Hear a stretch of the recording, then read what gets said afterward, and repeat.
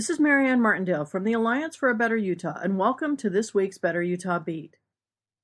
The United States' relationship to torture got a little clearer this week after a nearly 600-page report was released detailing the extent to which the United States participated in torture in the years following the attacks on the World Trade Center in September of 2001. The report was assembled by a nonpartisan 11-member committee from the Constitution Project, itself a nonpartisan think tank based in Washington, D.C. Not surprisingly, the results are damning. Among the 24 specific findings of the task force are that 1. The United States unequivocally engaged in the use of torture, as well as cruel, inhuman, and degrading treatment of prisoners, even if the latter treatment did not necessarily constitute torture. 2.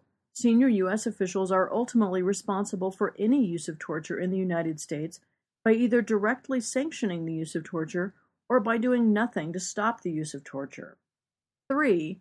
The use of torture did not yield useful evidence. Let me repeat that.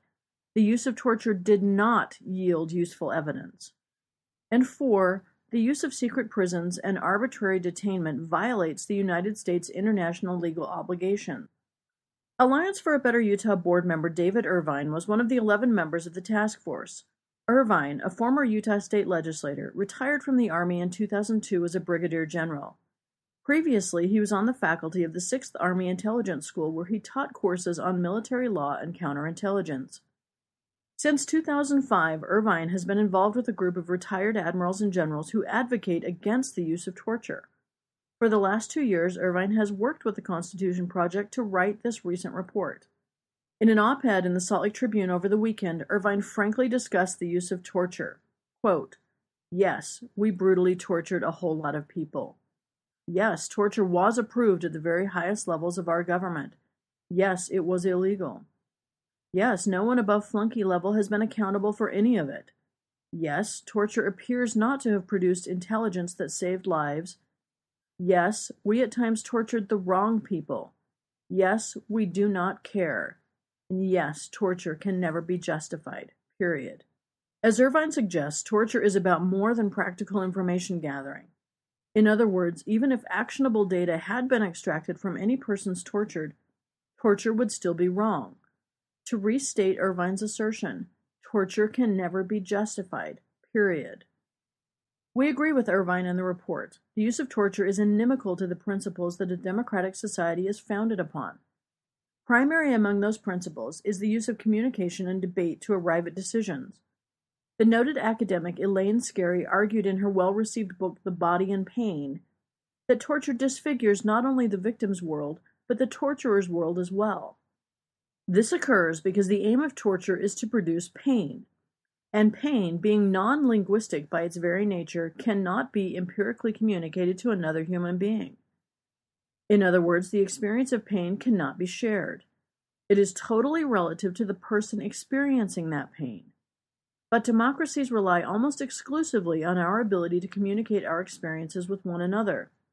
Without free and open debate, there cannot be democracy. Torture impedes the processes of communication and debate that are critical to a functioning democracy. Torture not only disfigures our bodies, and thus the larger, democratic body or the nation as a whole, but our souls as well. If the United States engages in torture, then we as citizens, inasmuch as we do nothing to stop these cruel practices, are complicit in the act of torture. This is a bitter pill.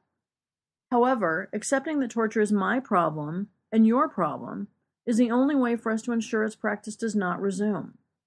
Alberto J. Mora, former Navy General Counsel, said, quote, "The debate here isn't only how to protect the country, it's how to protect our values.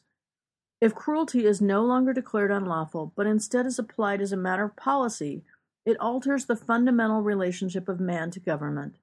It destroys the whole notion of individual rights.